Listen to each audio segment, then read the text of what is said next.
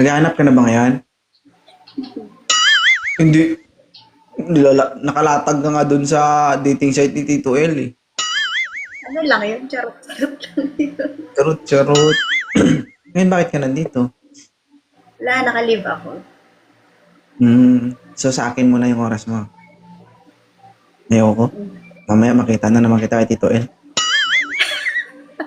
Oo. Hindi nga. Bakit? Problema? Wala, ang magawa kasi nag-live ako ngayon. Kasi may dysmenorrhea ako. So, pag bakante oras mo, dito ka.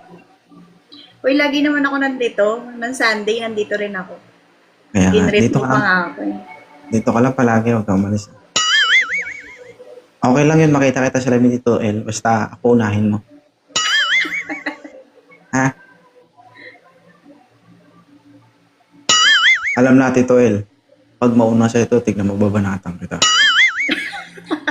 Ito ay mas matanda sa'yo. Mas matanda ako ng 1 taon sa'yo. Ilang taon ka na ulit? 34. 34. Si Tito L, 33, di ba? Oo, ikaw?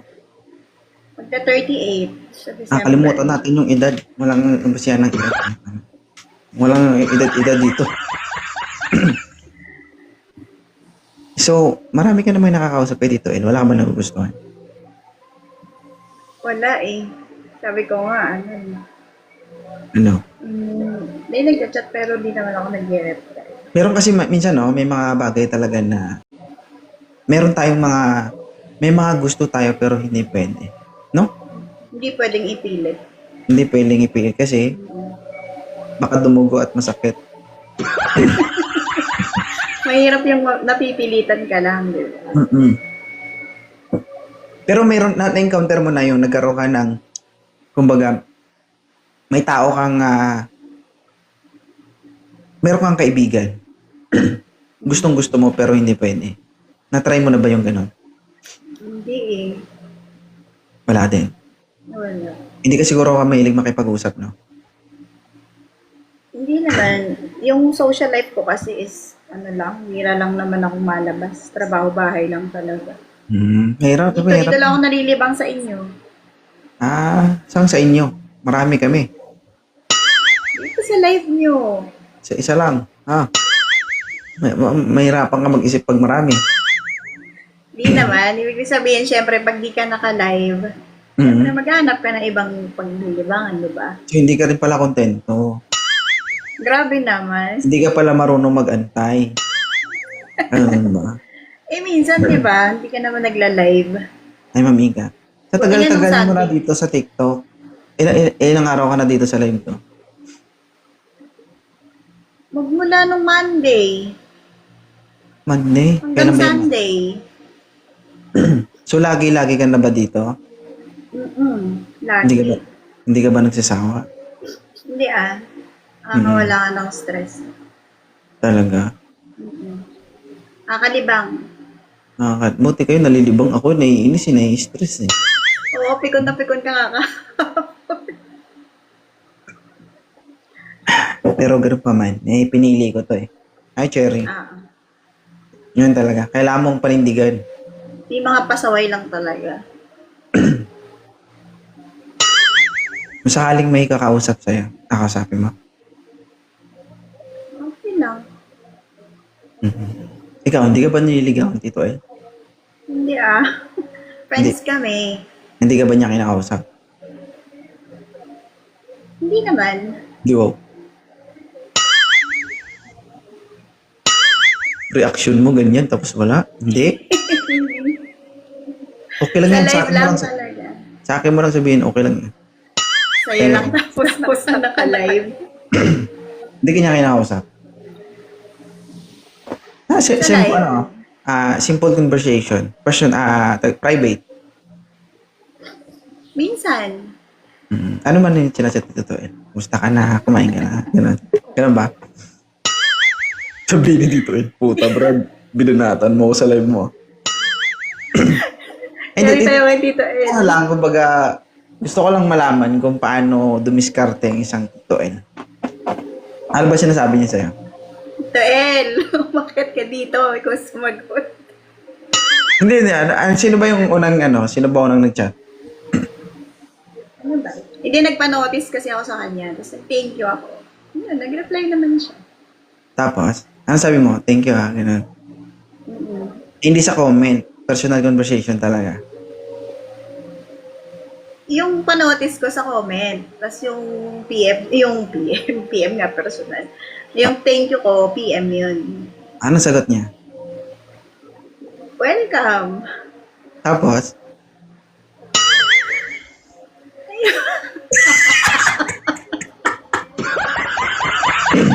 ano? Ayun nga, welcome daw. Wala nang kasunod.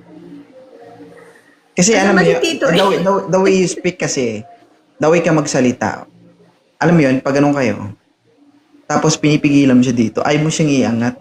Alam mo yun? Ano kasunod? Ilang, welcome.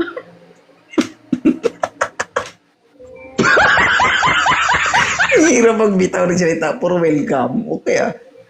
So, based on your statement, 4 na beses nagpa-welcome si Sir. Hindi, isa lang. Ay, 4 na beses mo nasabi. Ha? Tito El, tulong.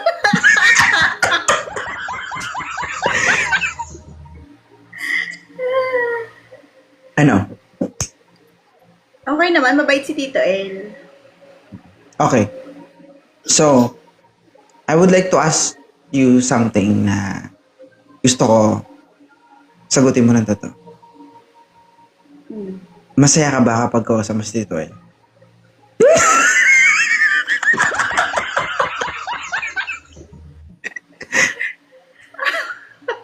Sabihin mong hindi kasi Oo, kasi nag-image magkaibigan siya. kami. Kaibigan ganyan reaction. Marami, natatawa lang kasi ako sa'yo. Ganun ba? Nangihina ako ng tulong kay Tito El eh. Oh. Ano? Masaya ka kausap si Tito El? Masaya siya kausap. So, nung nagpa-thank you ka, nag-reply siya ng welcome, sobrang saya mo na nun sa ganong reply niya. Hindi naman sobra. Ano lang? Hindi, Isang siyempre, Tito El mapansin paano ka ba niya napasaya? Diba, nagpa-thank you ka. Sabi mo, thank you. At sabi na, thank you sa pag-notice ha. O, nag-reply ngayon. Welcome. So, sobrang saya mo na nun. Ganun lang yung conversation nyo.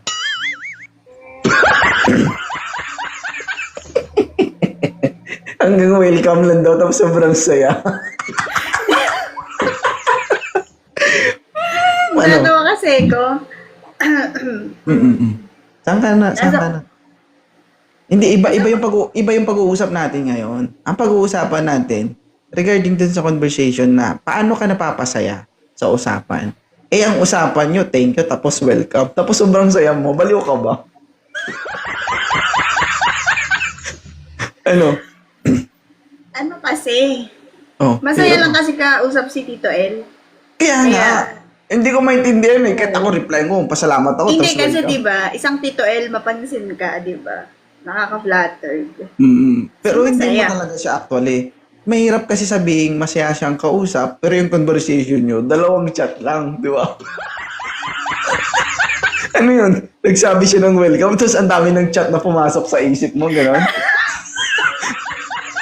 Baka mamaya mo sa ano? Nasaan ba yung Tito El na yan? Mm. Dapat di ako sumagot. Nai-stress ka ba? Hindi. Kaya nga eh. Pero okay lang na. Basta masaya ka eh. Walang problema. Single ka Masaya, na. masaya naman kausap si Tito El. Kaya nga. Pero ang sabi ko nga, imposible na maging masaya ka sa 2 conversation na alam ko. Di ba? Yung tipong nagpasalamat ka, nag-welcome siya, tapos sobrang saya mo na. Parang napaka-irrelevant, di ba? No? Hindi maresolba ang krimen kung kulang yung dokumento tsaka impormasyon na binibigay mo. Tama. Masakit ba ulo mo? May pikas yung tao dito.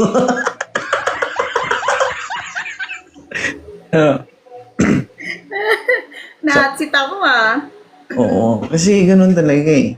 Ngayon, sige. Marami kayong napapansin sa live ko, iba-ibang klaseng lalaki. So, ano yung pinagkaiba nila sa aura ni Tito El? Si Tito El kasi mapapagkamalan nilang babaero kasi syempre, di ba, pag di uma-up sa live niya, puro babae. Ay, ang lalim ng pinag-usapan. Oh, unti-unti na guys, lumalabas na. Hindi, yun lang yung nakikita ko. Okay. Tapos, mapagkamalan nilang babaero, pero mabuting tao. Pero di naman. Okay.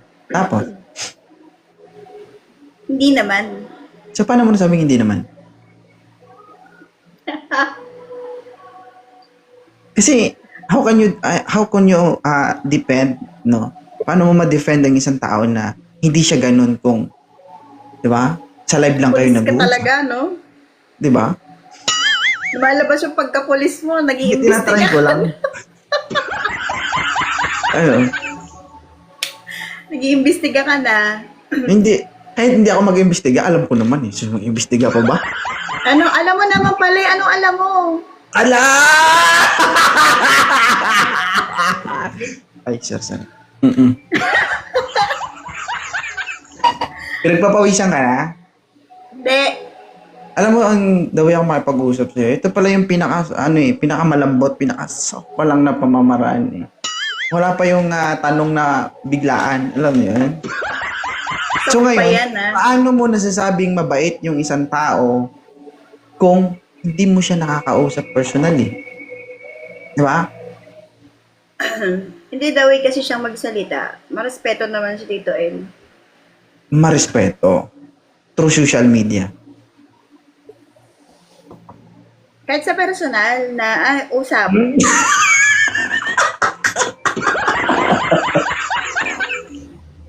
Ibig sabihin, maliban sa salamat at welcome, meron pa kayong pinag-usapan.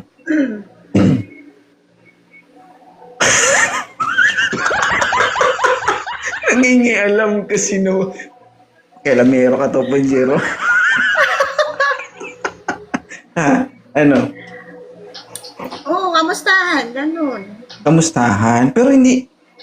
so, idugtong natin doon. Okay. Para maano natin, kumbaga, may isa-isa natin yung mga details by details para malalaman natin at the end kung totoo at tumpak yung mga sinasabi mo. Okay? Ngayon, nagpasalamat ka, nag-reply siya ng welcome. Tapos, ano sabi mo? Pinakauli mong sinabi? Ano yung sinabi ko? Kita mo? Hindi, Ano sinabi ano? Oh. Sabi ko, thank you, di ba? Thank you sa panotice. Oo. Sabi niya, welcome. Okay. Sabi niya, thank you din. Tapos sabi ko, you're welcome. Tapos, yun, sabi niya, welcome ho. Yun lang. So, hindi tayo naaalis sa welcome. So, doon ka naging masaya kasi hindi napaalis, hindi nag-i-start yung conversation. Yung walang gitna, walang dulo. Start lang, napasaya ka na kaagad. Ang tindi ng karisma ng Tito El, no? Partida, thank you, welcome pa lang, okay na. Diba? So, ibig sabihin, kung ang isang Tito El pala, kapag magpasalamat o mag-welcome sa isang tao, sobrang saya na nila nun. Kasi, Oo naman. So, ina-accept mo sa sarili mo na nagbabaliw-baliwan ka. Kasi, nag-welcome, nag-thank you. Uy, Oh, baka magalit si Tito El. Inaan natin siya, ini-explode. hindi. Hindi nga siya Pwede magalit. tayo Hindi, paano siya magalit? Paano siya magalit eh? 'Di ba? Ikaw na nagsabi, napakabuting tao ni Tito El. 'Di ba? Ganun yung tingin ng ibang babae sa kanya, pero ikaw mismo nakapagsabi na hindi totoo. At higit sa lahat, ang isang Tito El nakapagpasaya ng kagaya mo. Tama?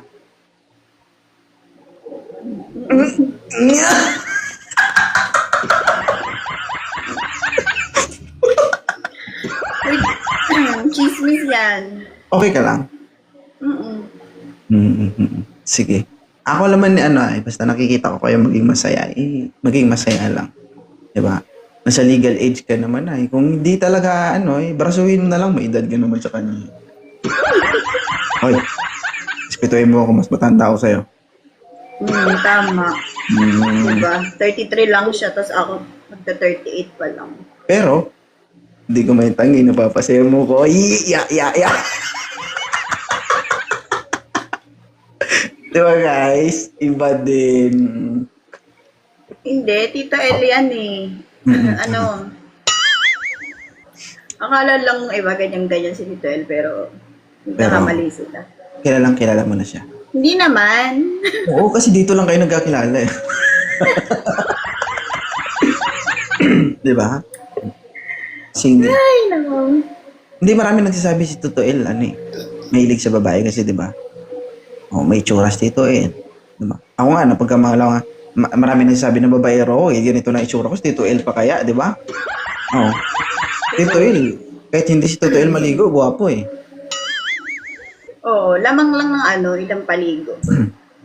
Pero napapasaya ka talaga. Kung nakikinig si Tito El, anong gusto mong sabihin sa kanya? Ay, Tito El, ingat ka sa work. Yun lang. Sinasabihan ka rin niya ng ganyan. Na mag-ingat ka palagi sa trabaho. Kumain ka na. Minsan. Nandun na kami sa gitna mo. Tito El. Tito El, bati tayo. Nandun na kami sa gitna. Hindi nadugtungan yung salamat. Welcome. Thank you. Tutugtugod lang ako dapat. Mayroon, ano ba? Hindi ba pwedeng hindi ka sasagot? Sumagot naman ako. Nagsasabi rin naman siya ng ganon. Mm-mm. Ano yun? Ingat. Hindi naman lagi-lagi. Hindi naman. Hindi naman. Hindi naman, hindi ko alam kung 4 seconds, 5 seconds yung gap eh, no? Sabihin Lagot ba? ako. Wala. Tito El. Joke lang yan. Hindi, okay lang naman yun. Kasi you have the right, single ka eh. Single din naman si Tito El. Di ba? Ikaw, kahit ilang lalaking kakausapin mo, okay lang yun kasi gusto mo maging masaya, gusto mo maghanap ng lalaking karapat-dapat para sa'yo. Ay, mamika, ganoon din si Tito El, di ba? Ang importante doon, walang karelasyon. Tama? Mm-mm. So, okay lang yan na nag-uusap kayo. Di ba? Mm.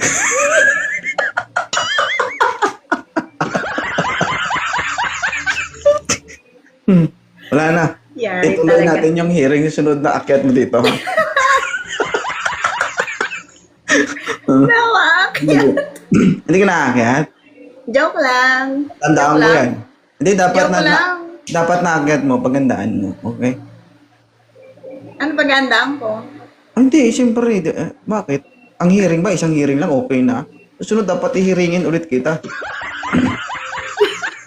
Ha? Dig mo pa yung mga nasa Senado, yung tanong talagang... At least, yung mga tanong ko, hindi matigas. Di ba? Puro malambot. Oo nga. Mild pa lang yan Pero naniniwala ka ba na mas maganda na nag-uusap lang kayo ng tao kaysa formal na manligaw siya? Ano?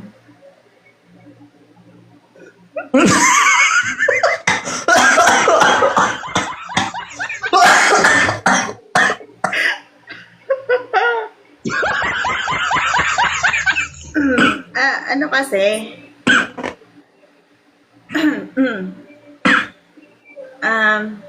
Mainam kasi yung magkakilala kayo ng tao bilang maging magkaibigan, di ba? Sa akin kasi, mas okay yung magbibuild kayo ng friendship. Tapos pag naging kayo, magkakasiraan lang din kayo pag nagkaroon kayo ng problema. Ibig sabihin, komportable ka sa nangyayari ngayon. The way kanya i-approach, komportable ka. Komportable naman. Maano naman si Tito El. Mabait. Mabait. Siyempre, nag-welcome nga eh, nag-thank you. Okay na. Mabait nga. So guys, mapatunayan natin na mabait tayo kapag nagpasalamat tayo. Ganun po yun. Hindi, totoo naman. Ala namang, Siyempre, ando na si Tito El sa